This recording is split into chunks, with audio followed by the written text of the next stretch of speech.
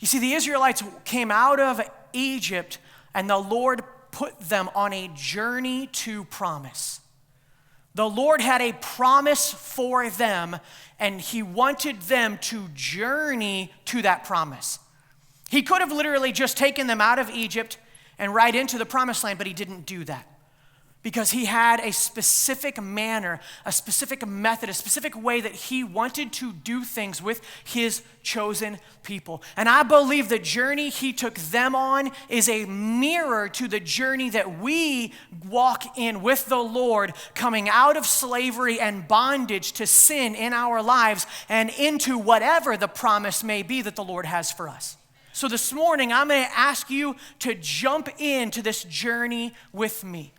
And as we step in, I have some simple little things to help us along the way. And the first one is God knows the path.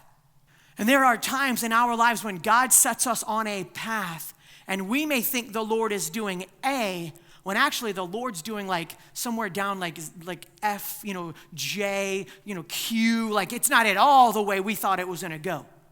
Sure, the end result will be the same, but the manner that the Lord takes us there may be completely different than what we were anticipating or expecting in our lives. But here's the thing. In the end, church family, God knows the path. The same way the Lord knows the path, the Lord has the provision.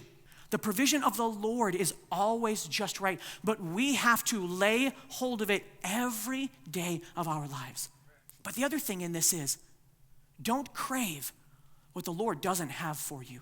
Here the Israelites are. God has done amazing things for them. And all they want to do is look back at a lifestyle of bondage and chains and compare the greatness of what God wants to do in them now to what they used to have. Understand, God didn't keep saying no to his people. He gave them what they wanted, and in the end, it brought them nothing but despair. There are some of you that have constantly been harassing God for things the Lord has not designed for you to have at this point in your journey. Let go and trust God. You have to know he has your best in mind all the time. All the time. But your best in mind also comes with understanding and trusting that he knows just when you need it.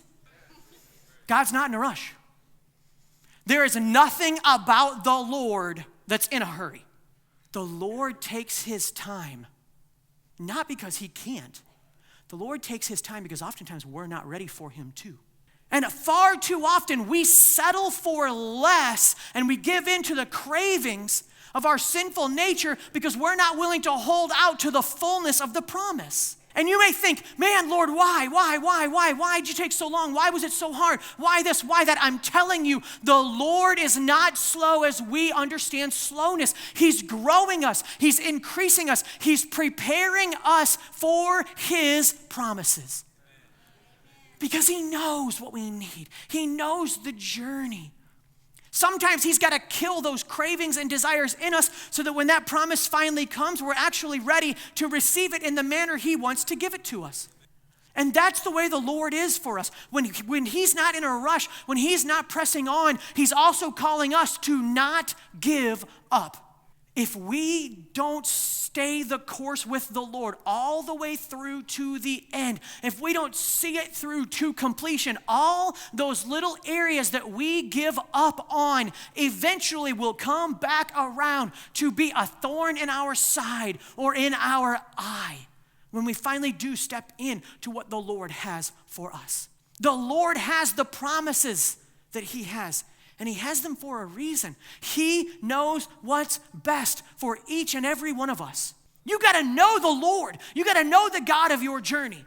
Because when the path is not the one you think, when it seems like he's taking too long, when you're ready to give up, if you love the Lord your God with all your heart, all your soul, all your mind, and all your strength, you will stay the course until you step into the promise, because the promised land is already yours. It's already yours. But to reach that promised land, you've got to know the God of the journey. You've got to lay hold of him with everything that's in you.